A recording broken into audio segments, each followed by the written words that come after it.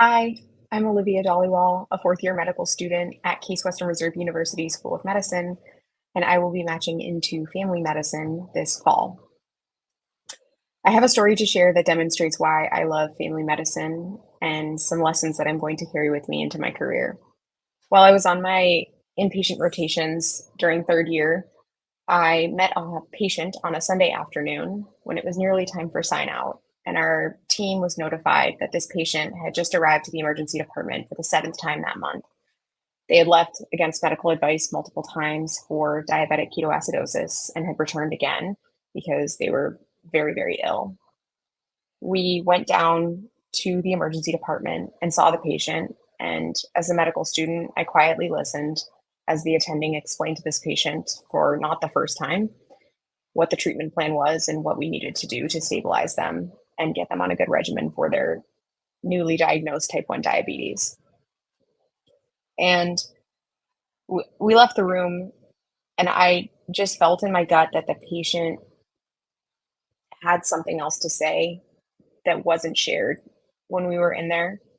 And so I asked to go see them on my own, because I know someone who was diagnosed with type 1 diabetes as an adult, and I remember very acutely how devastating that was for them for many, many weeks and months in adjusting to that.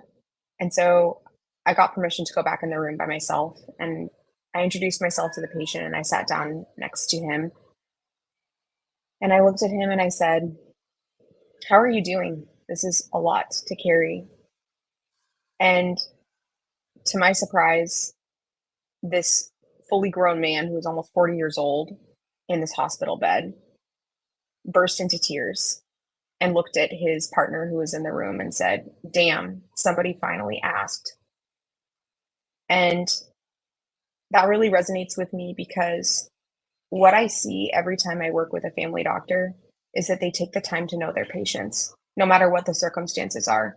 Every family doctor who I've worked with in my third year and otherwise have wanted me to succeed and wanted me to take my time knowing the patient, because they recognize and appreciate the value of knowing the constellation of other factors that affect a patient's life and their diagnosis in whatever acute situation we are dealing with at that specific moment. That there's so much more than just the diagnosis and whatever else is in the medical record at that point in time.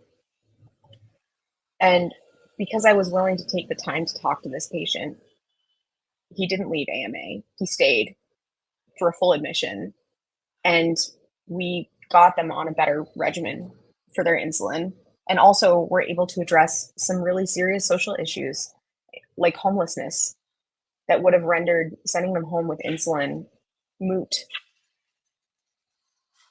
I know that this story is not necessarily unique, but the values that are conveyed by it exemplify all the reasons why I cannot see myself in any other specialty except family medicine. And I'm so grateful to all of my mentors in the OAFP and across Cleveland and across the country who have mentored me into joining an incredible legacy of family doctors. And I hope that I will carry on those lessons as I practice. I want to thank the OAFP for encouraging me and mentoring me and supporting me on my journey. And I congratulate them on 75 years.